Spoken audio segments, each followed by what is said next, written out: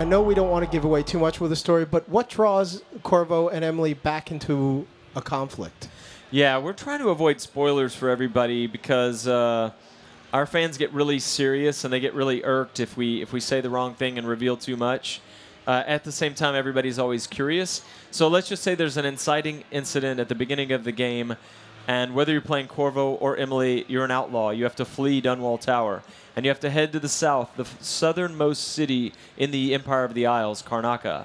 And you track down a series of quirky new targets, and once again, you can play very brutally, or you can literally play the game without being seen or without killing anyone. Those are still very much supported values. So you're on the run, essentially. So you mentioned Karnaca just a few minutes ago. It's a new setting, but it's clearly in the world, but it looks different. What's different about where we are? Well, Karnaca is called the Jewel of the South. It's a warmer climate. It's kind of modeled, if Dunwall is modeled after Scotland and England, Karnaca might be modeled after Greece or Spain or Italy. It's like Southern Europe. And so there are warmer beaches there. People go to sun and to recover their health and things like that.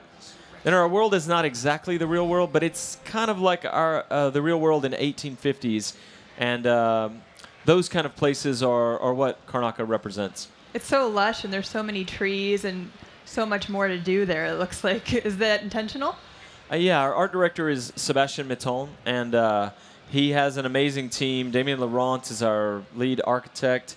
Jean-Luc Monet is our assistant art director. Those guys are a powerful group of artists. And so when we bring game systems and level design and narrative stuff to the table, they bring as much from their side.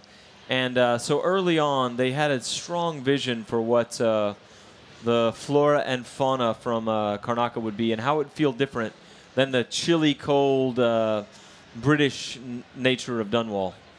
We didn't see any rats there, though. I mean, but we did see some really icky bugs. Yeah, so these are blood flies. They nest in corpses, and the more corpses there are, the more blood flies there are.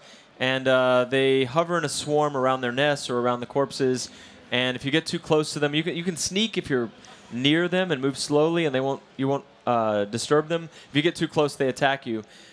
But it's a dynamic system. This is something Dinga Bakaba, our lead designer, and I worked out, where with our game design team, if you kill somebody and you leave the body behind and a blood fly finds it, they lay eggs in the body, and another swarm of blood flies eventually will hatch out of the body. So you have another environmental hazard. So it's dynamic. You're encouraged to take the body and deal with it.